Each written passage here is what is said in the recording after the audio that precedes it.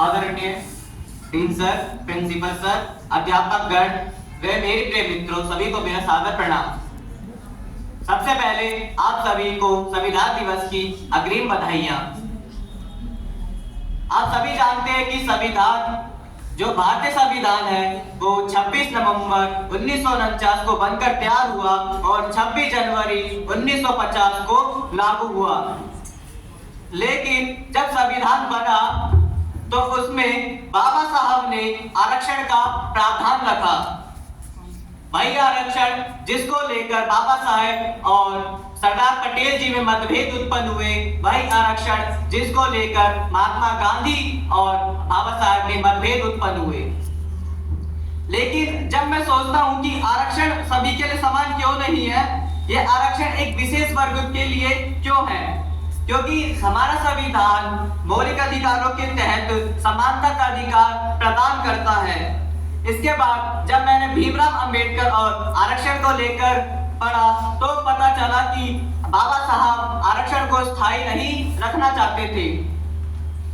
हम सबके लिए जानना जरूरी है कि डॉक्टर भीमराव अंबेडकर संविधान में स्थायी आरक्षण क्यों नहीं रखना चाहते थे। उससे पहले आरक्षण कमेटी बनी थी। आरक्षण कमेटी भी इस आरक्षण के खिलाफ थी। उस कमेटी में मौलाना आजाद, मौलाना हिफ्ज उर रहमान, बेगम एजाज रसूल, तजमुल हुसैन और हुसैन भाई लाल जी ने आरक्षण के विरोध में मतदान किया था। दरअसल इन्होंने आरक्षण के दूरगामी परिणामों का अंदाजा उसी वक्त लगा लिया था। गांधी जी का एक कथन था आरक्षण को लेकर कि आरक्षण जाति धर्म पर नहीं, आर्थिक आधार पर हो। महात्मा गांधी ने हरिजन के 12 दिसंबर 1936 के संस्करण में लिखा था, धर्म के आधार पर दलित समाज को आरक्षण देना अनुचित होगा। आरक्षण का धर्म से कुछ लेना देना नहीं है। सरकारी मदद केवल लोगों को मिलनी चाहिए जो सामाजिक स्तर पर पिछड़ा हुआ। अब आइए जानते हैं कि बाबा साहब ने स्थायी आरक्षण क्यों नहीं रखा। बाबा साहब ने कहा था कि 10 साल में यह समीक्षा हो कि जिन्हें आरक्षण दिया गया क्या उनकी स्थिति में कोई सुधार हुआ है या नहीं। उन्होंने यह भी कहा था कि यदि आरक्षण से किसी वर्ग का विकास हो जाता है तो उसके आगे की पीढ़ी को आरक्षण का लाभ नहीं देना चाहिए। इसके पीछे उन्होंने वजह बताई कि आरक्षण का मतलब बैसाखी नहीं जिसके सहारे पूरी जिंदगी काट दी जाए। यह विकसित होने का एकमात्र अधिकार है। यही वजह है कि अंबेडकर ने संविधान में आरक्षण की अस्थायी व्यवस्था नहीं की।